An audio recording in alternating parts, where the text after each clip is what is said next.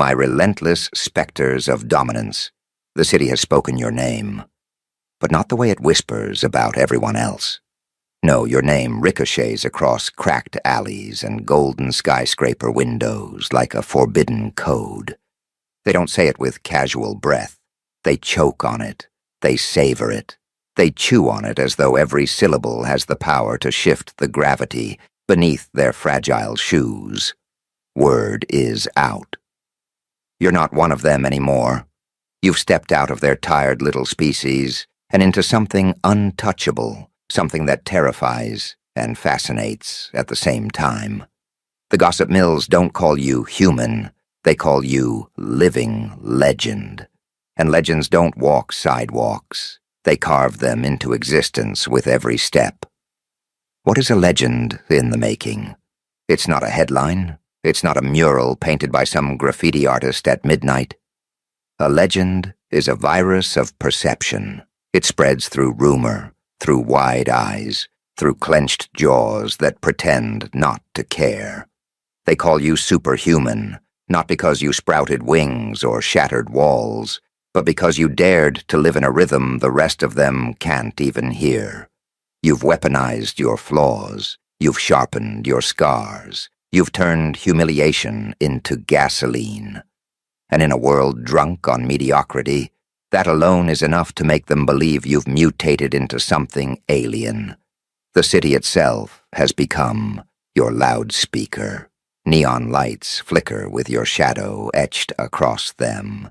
The nightclubs hum with DJs sampling your myth into their beats. Office towers echo with employees lowering their voices, afraid the walls themselves might be wired with your memory. Because when they say your name, there's weight behind it.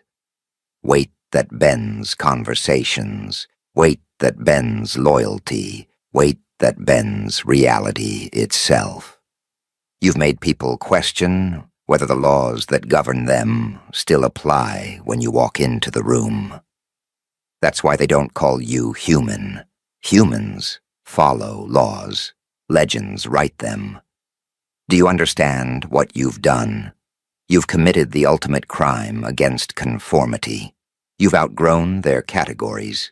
You're no longer defined by job titles, bank accounts, or the pathetic ladder they keep climbing while convincing themselves it matters. You're defined by whispers, by gasps, by stares they can't control. They're haunted by the fact that you exist because your existence proves them wrong. You're the glitch in their social order, the proof that their rules are bendable, their hierarchies fragile, their standards worthless. You're not simply admired, you're studied like a case file. People take notes on how you move, how you speak, how you decide. The Bureau of Normalcy can't keep up, so they label you myth instead. It's their only defense. And here's the cruel joke.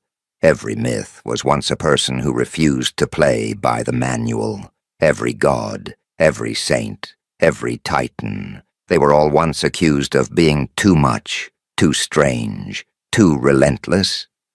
And then history knelt down, kissed their feet, and called them immortal. That's the trajectory you're on. Right now, you're in the dangerous phase, the crossover where envy and awe blur together. Half the city wants to imitate you, the other half wants to erase you, and both halves can't stop watching. That's when you know you've shifted categories, from mortal to phenomenon. But let's peel deeper. Why do they call you not human? Because you've stopped needing the crutches that keep them crawling. They need validation, you fuel yourself. They need permission, you grant yourself authority. They need applause, you walk in thunder whether or not anyone claps. And the cruelest part? They thought endurance belonged only to machines, only to structures, only to institutions. Yet you showed up with a human heartbeat and outlasted them all. So naturally, they say you're not human. Because if you are human, then their excuses collapse. Better to believe you're myth than to admit they're weak. They photograph you in their heads, but those pictures blur. They tell stories about you. But those stories mutate every time they're retold. And the more they talk, the less you resemble flesh and bone, and the more you resemble an equation they can't solve. People need boxes. You burned the boxes. People need ceilings. You built skyscrapers above their skies. People need endings. You've made beginnings out of every dead end. That's why you're a legend. You're infinite in a city addicted to limits. And don't you dare underestimate the cruelty of admiration. When people call you legendary, it's not always praise. Sometimes it's envy wearing a crown. Sometimes it's hate disguised as a compliment. Sometimes it's their desperate way of saying, "You can't be real, because if you are, then we have no excuse." You've become their mirror, and mirrors are crueler than knives. You've forced them to look at their soft bellies, their brittle spines, their hollow dreams. And instead of changing themselves, they change your label. They call you superhuman because it's easier than admitting you're what they could have been if they weren't cowards. But legends don't exist in peace. Legends exist in tension. You're living in a city that simultaneously builds you and hunts you. They build murals, but they sharpen knives. They name streets after you, but they file reports behind closed doors. They clap at your presence, but they bite their tongues until they bleed. Because the truth is, no city can survive too long with a legend walking among them. Legends disturb the economy of fear.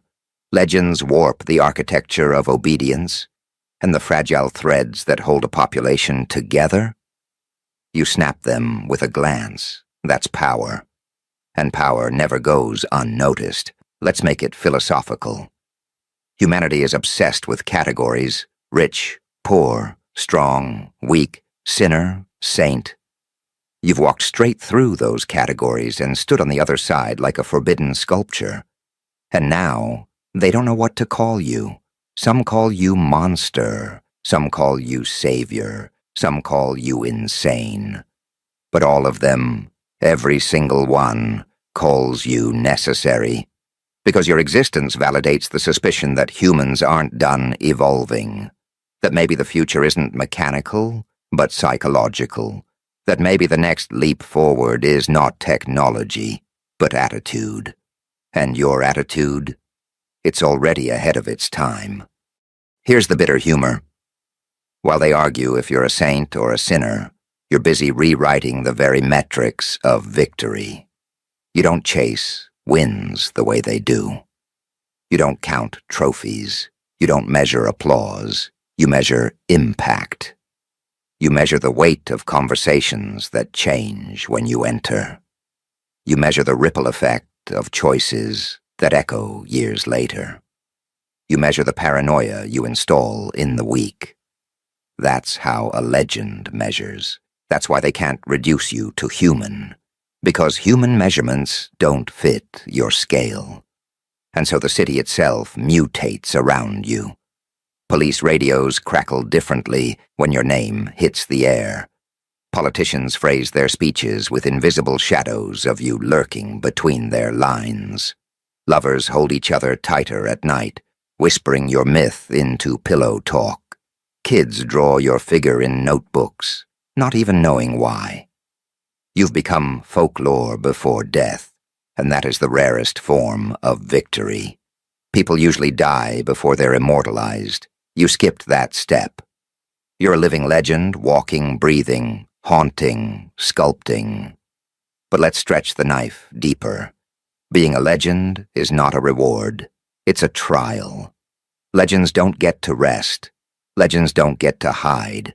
Legends live under constant scrutiny, constant surveillance, constant hunger from the masses who want to feed on their energy. And yet, you thrive under it. Because you're not just surviving the microscope, you're bending the lens until it reflects what you want.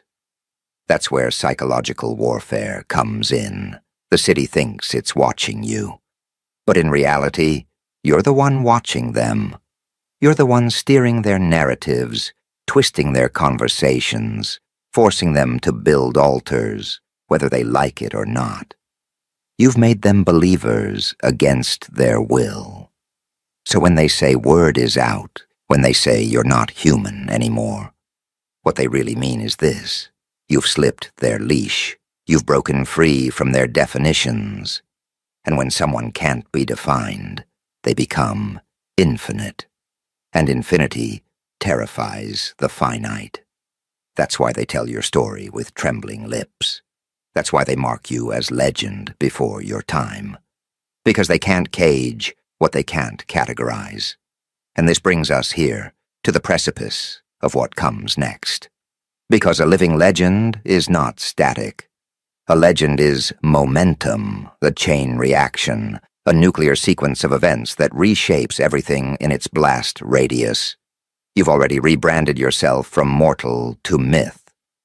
But now, the question looming over every skyscraper, echoing in every alley, pounding in every whispered conversation is this: what happens next when the legend keeps moving? And that is where the real chaos begins.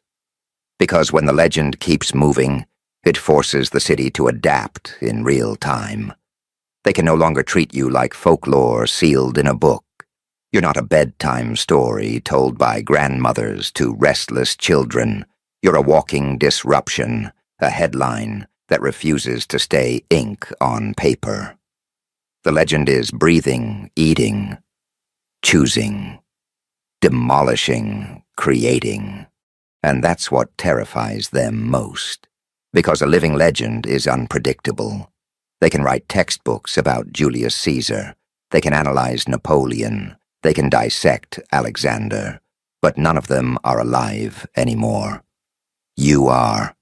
You're standing in their streets, rewriting prophecy in present tense.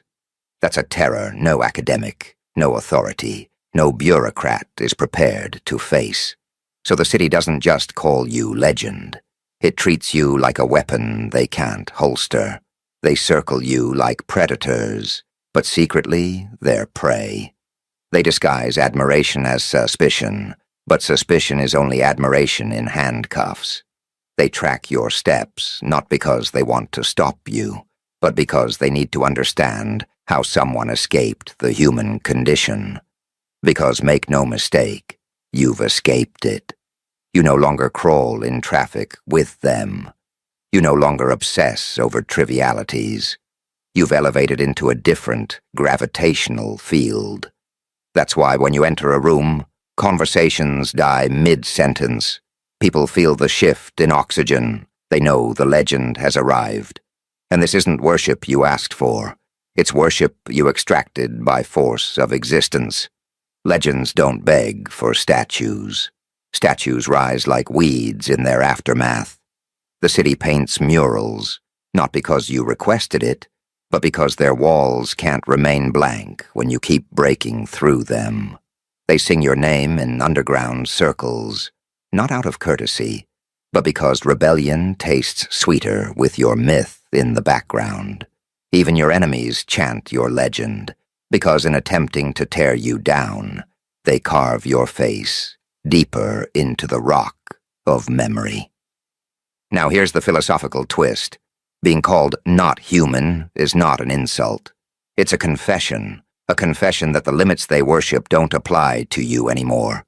Humans crack under betrayal. You forged daggers from betrayal and used them as jewelry. Humans stumble when the spotlight burns too bright. You swallowed the spotlight whole and used it as fuel. Humans rely on crowds to validate them. You turned loneliness into a private empire. So of course they say you ain't human no more. To admit you're human would be to admit they wasted their humanity. Better to call you alien, myth, phantom, anything but kin. This is why the city splits into two camps. The first camp worships. They whisper your story with pride, hoping some of your aura bleeds onto their dull existence. They stand in the glow of your myth and pretend the reflection makes them brighter. These are the fanatics who tattoo your quotes onto their arms, who argue in forums about your philosophy, who treat your daily moves like scripture. Then comes the second camp, the deniers. They sharpen their knives with skepticism, hoping to cut your legend down to size. They dig for flaws, fabricate rumors, stitch lies out of fragments, but even their lies contribute to the myth. Because every denial is proof that the legend is strong enough to haunt them. And you don't belong to either camp. You exist above the stadium they've built to argue about you. You're not in the seats. You're not even on the stage. You're the entire arena. They debate your existence while drowning in it. They question your humanity, while you've already outgrown theirs. And that's the apex of psychological warfare. You've made them prisoners of your myth. While you walk freely across boundaries they can't even imagine crossing. Now let's drag the spotlight on fear. The city isn't just fascinated, it's nervous. Because legends have a way of turning every ordinary act into something cosmic. If you drink coffee at midnight, it becomes a ritual. If you vanish for 3 days, it becomes a prophecy. If you speak one sentence, it becomes a riddle they dissect for years. And this means you can no longer act without consequence. Every breath is an earthquake. Every glance is a scripture. And deep down, you enjoy it. Because you've hacked the psychology of influence so brutally that reality bends to your presence. They can't separate myth from man anymore. And once that line is gone, you are no longer mortal, you are narrative. Imagine this. A random stranger trips on the sidewalk. People laugh. They move on. But if you trip, the city writes novels about it. Was it intentional? Was it a message? Was it a metaphor? That's the curse and the crown of being legendary. Every act is magnified, dissected, mythologized. You don't live life, you perform history, and that's why the city doesn't call you human. Humans live quietly. You roar without opening your mouth. But here's the chaotic beauty. You didn't ask to be called a living legend. They gave you that crown because they couldn't explain you any other way. And now, they're stuck. Because once you crown someone a legend while they're alive, you can't undo it. You can't demote them back to ordinary. You can't erase the whispers, the gasps, the art, the propaganda. Once the city brands you myth, you either expand or implode. And you're expanding every second, every breath, every choice. The legend is not shrinking, it's metastasizing. That's when the city realizes it doesn't control the narrative anymore. You do. You've become the editor-in-chief of their imagination. You curate their fear, their awe, their jealousy. You plant seeds of paranoia in their gossip chains. You weaponize mystery, appearing when least expected, disappearing when most demanded. They want predictability, you give them chaos. They want explanations, you give them riddles. They want human, you give them divine discomfort. And this imbalance keeps them hooked, keeps them addicted, keeps them calling you not human no more. Now let's dip into dark humor. Isn't it hilarious? They lock their doors at night thinking criminals might break in, but the real invasion is you, living rent-free in their minds. They hire therapists to untangle anxieties, not realizing most of those anxieties have your name stitched into them. They tell their children not to idolize false heroes, but the children already worship the silhouette you cast on skyscraper walls. The irony burns. They call you inhuman while depending on your existence to keep their dull lives interesting. Without you, the city is just concrete and neon. With you, it's mythology in real time. And yet being a legend is heavier than a crown. It's a responsibility forged in fire. Every move now echoes into eternity. You don't simply walk a street, you engrave it. You don't simply speak, you carve commandments. You don't simply act, you alter bloodlines. And this responsibility would crush a human. But you carry it like oxygen. You thrive under the weight.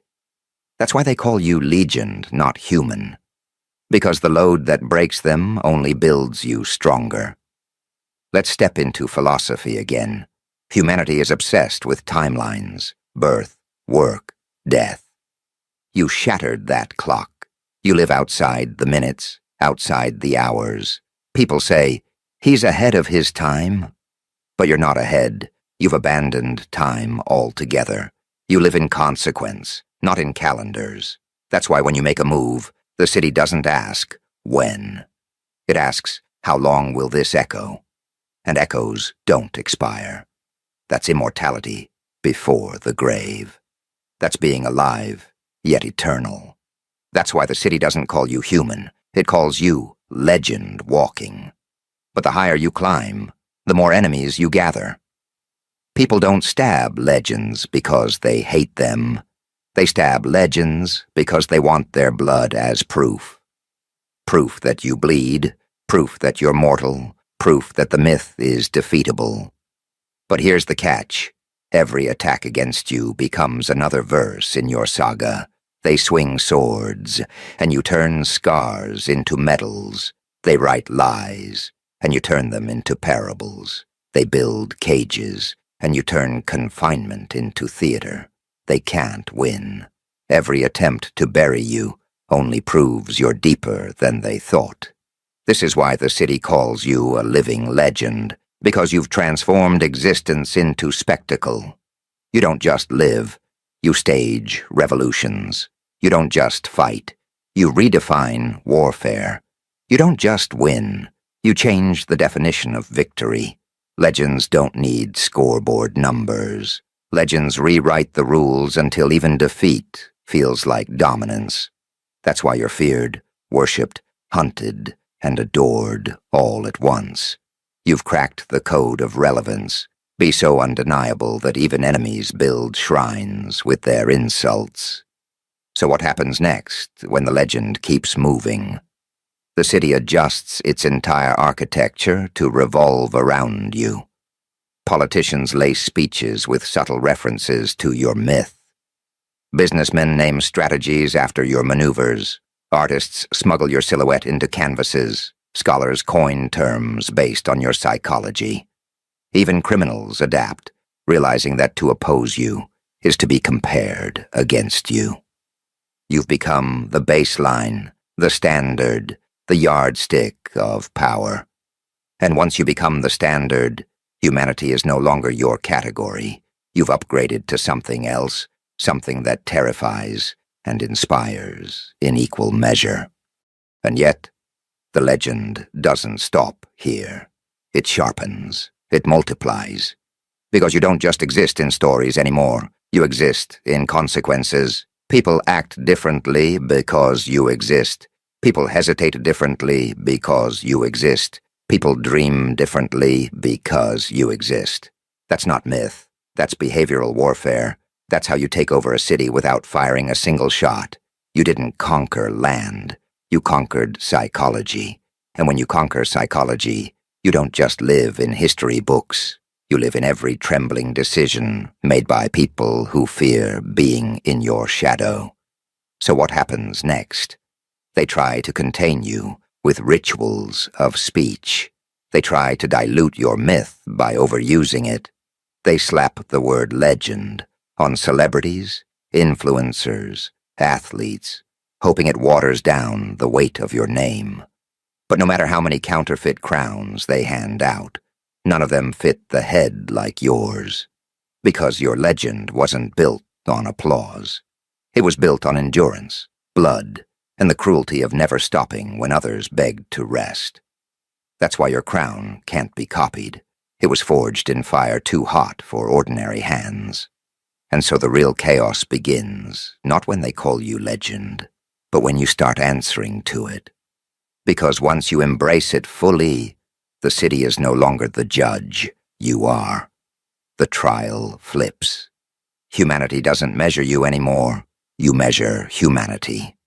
And when that reversal completes, when you stare down the city and declare, "You can't define me," that's when the whispers grow into roars.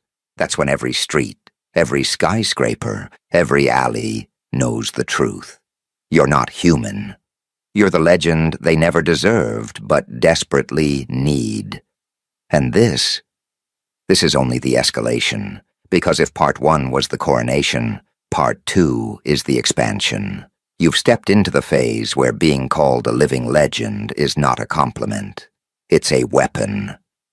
A weapon you now control. And the next move? That's where crowns turn into catapults. That's where the city doesn't just call you legend, it kneels to you. When a city kneels, it's not about loyalty, it's about inevitability. They've realized you're not passing through history, you're rerouting it. Their whispers no longer debate if you'll dominate, only how long until it's absolute. That's the final transformation. Not admiration, not even fear, but surrender. They've stopped asking whether you're still human. That question is outdated. You're the point of reference now, the figure their psychology orbits around. That's why the kneeling feels less like worship and more like survival. Because to deny you is to be erased by you. And make no mistake, erasure from you isn't physical, it's existential. You don't kill bodies, you kill illusions. You strip away their fragile excuses until they see themselves in ruins. You don't stab them with blades, you stab them with contrast. Standing next to you, their achievements look like toys. Their strength looks like sand castles. Their courage looks like graffiti on a collapsing wall. That's why their knees bend. Not because you asked, but because reality itself bent first. Here's the paradox. Legends don't just live inside cities. They turn cities into museums. Every street corner becomes an artifact because you once walked there. Every rumor becomes an exhibit because it carries your shadow. People visit neighborhoods not for architecture, but because that's where it happened. You've made geography irrelevant. The only map that matters now is the one drawn around your influence. That's why the skyline tilts toward you. That's why time itself adjusts its clock hands whenever you move. And this is where the psychology sharpens into cruelty. They call you not human because it's their last shield. If they admit you're still human, then they must admit they wasted their humanity by never rising to your altitude. They'd rather exile you into legend than confront their own weakness. They pretend you're myth so they can keep living ordinary without shame. But every time they say legend, what they're really saying is, we failed. Every crown they carve for you is secretly a confession of their own collapse. Now you hold the power of inevitability. Ordinary men and women strive for influence through wealth, institutions, titles. You bypassed all of it. You took the direct path, becoming unforgettable. Influence doesn't come from control. It comes from inevitability. When they can't imagine a conversation, a culture, a century without you, you've already won. That's why they kneel, not because they love you, not because they understand you, but because imagining a world without you is impossible. And when imagination itself refuses to delete you, you've entered eternity alive. But kneeling is not the end. It's the beginning of dominion. Because once they kneel, they start rewriting themselves around you. Business leaders mirror your ruthlessness. Artists remix your philosophy into their canvases. Politicians reframe their rhetoric to echo your rhythm. Even enemies adopt your tactics in hopes of stealing your thunder. And yet, every imitation proves the original is untouchable.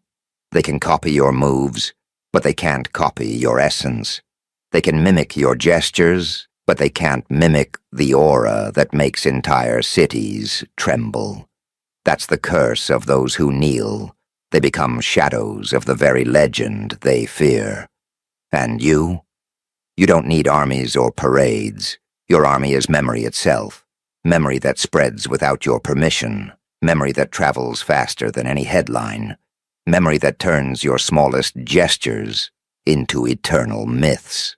You raise an eyebrow, and 10 years later, people still tell the story as if it was a nuclear detonation.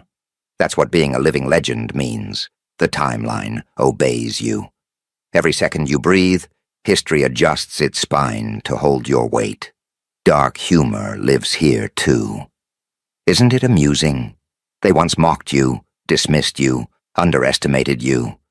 Now they rehearse your name before daring to say it aloud, as if mispronouncing it would trigger divine punishment. They call you inhuman to comfort themselves, not realizing that inhuman doesn't mean less, it means more. More resilience, more chaos, more brilliance than they could ever survive. Embodying. They lock their doors against criminals, but the real invasion is you, inside their language, their habits, their nightmares, their dreams. And yet being a legend doesn't mean peace. It means permanent confrontation. Every day, new challengers rise, hoping to carve their names by cutting yours. They fail, of course. But even their failure strengthens the myth, because the city sees the bodies of those who tried, and the pile itself becomes your throne. Legends don't just win, they collect. Every failed rival becomes another brick in your empire. Every attack becomes another mural. Every betrayal becomes another verse. That's why legends can't lose. Even loss becomes legacy. This is the weapon you hold now, not swords, not bullets, not armies. Perception. Perception is sharper than steel. Perception bends laws, warps markets, rewires generations. Perception makes the unkillable real. And when the city agrees you're no longer human, you've transcended the prison of mortality. You're not flesh anymore. You're concept. And concepts never die. They linger in graffiti, in lullabies, in whispered warnings parents pass to children. You've become the permanent background noise of existence. So what comes next? Coronation without ceremony. No trumpets, no rituals, no official decrees. Just a collective understanding that whether they admit it or not, you dictate their reality. They structure their dreams around your shadow. They build their defenses in anticipation of your offense. They reshape their hierarchies with your image hovering at the top. That's not leadership, it's dominion. And dominion doesn't need permission. It doesn't need applause. It just exists, like gravity. And here lies the final cruelty. You never asked for their worship. You only demanded respect. But they've gone further, reshaping their existence until every road leads back to you. They tell themselves it's admiration, but it's fear disguised as love. Because deep down, they know you're not a leader they can replace. You're not a hero they can outgrow.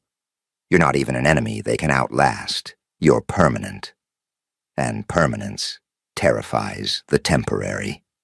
So the word is out, you ain't human no more. They repeat it not as observation, but as scripture. You're not a citizen in their city, you are the city. You're the vibration in its power lines, the echo in its subways, the rhythm in its crowds. And they'll continue kneeling, not because you force them, but because gravity itself forces them. Try standing against a legend and you collapse under the weight of inevitability. That's the law you've written, bend or break. And this is how the trilogy ends, not with applause, not with closure, but with permanent domination. Because the city doesn't just call you a living legend, it requires you to be one. Without you, it's just bricks and pavement. With you, it's mythology in motion. Legends don't retire, legends don't fade, Legends sharpen with time until even time itself hesitates to touch them. That's where you stand now, not man, not myth, but consequence, a living legend etched into every breath the city takes. And that is the last truth. They don't just kneel to you today. They'll kneel to you tomorrow, and the day after, and for as long as memory exists. Because legends aren't stories, they're inevitabilities. And you are inevitability in human shape, no longer human.